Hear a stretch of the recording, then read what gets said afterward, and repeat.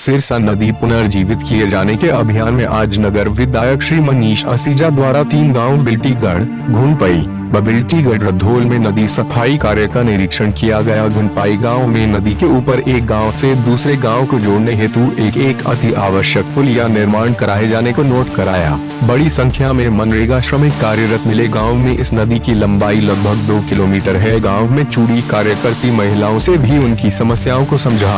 तदुपरांत गाँव बिल्टीगढ़ में पड़ने वाली नदी के 1,42 किलोमीटर भाग का निरीक्षण किया। कुछ स्थानों पर अतिक्रमण की शिकायतें भी प्राप्त हुई।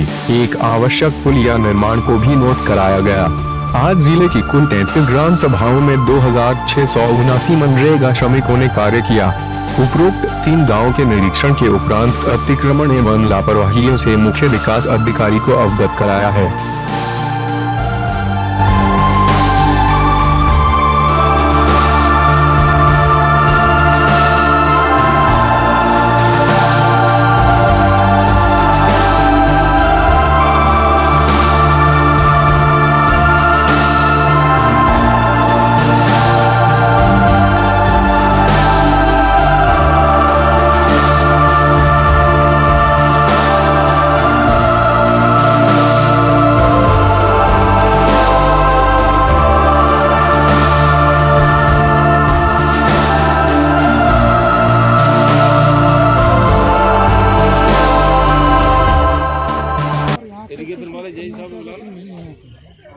देखिए, ये अलीगढ़ हाथरस सेठा से होते हुए टूंडला ब्लॉक से नारखी होते हुए यहाँ पर या बिल्टीगढ़ क्षेत्र में हम लोग आए हुए हैं। ये सिरसा नदी है, लगभग 100 किलोमीटर लंबाई की इसकी रीच है हमारे जनपद में, और इसके से जुड़े हुए कई चैनल कह लें, कुलाबे कह लें, नाले कह लें, ग्रामीण क्षेत्रों के वो इसमें आके गिरते हैं। और इसमें 24 चेक डैम भी लघु सिंचाई विभाग के द्वारा बनवाए गए।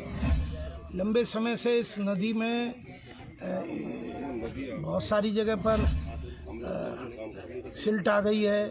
कई जगह पर पानी भरा हुआ तो वहाँ पर जल वनस्पति इतनी हो गई है कि जिससे कि पानी आगे नहीं बढ़ता। कई जगह पर नदी को काट दिया गया है। कई जगह पर वहाँ इतना कूड़ा या ढेर डाल दिया गया है कि जिससे कि वहाँ पर अवरोध होता है। तो इस प्रकार से इस नदी को मनरेगा, लघु सिंचाई, पंचायती राज के हिसाब से और लघु सिंचाई, अरे जैन साहब, मनरेगा, लघु सिंचाई विभाग और नमामि गंगे और सिंचाई विभाग, ये चारों विभाग मिलकर इस काम को कर रहे हैं। और इसमें पूरे जिला प्रशासन के सभी लोगों का भी सहयोग चल रहा है। हम लोगों की ये पूरी उम्मीद है कि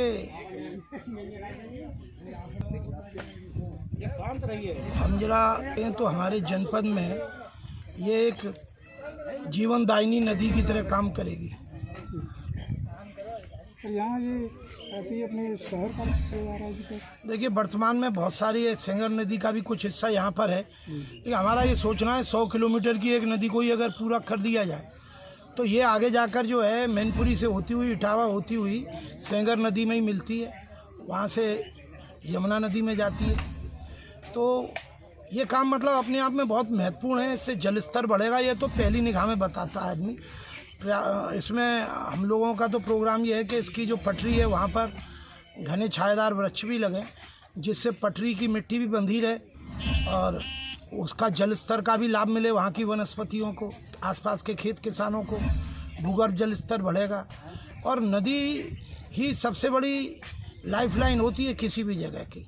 तो अगर हम बड़े बड़े नमामि गंगा के प्रोजेक्ट ले रहे हैं जिसमें अरबों खरबों लग रहे हैं, तो वहीं यहाँ के सभी साथी, हमारे क्षेत्र के ग्रामीण मजदूर भाई, प्रधान जी और ये सब विभाग के लोग मिलकर अगर इस नदी को पूरा करा देते हैं तो ये पूरे ज़िले के लिए उपहार होगा।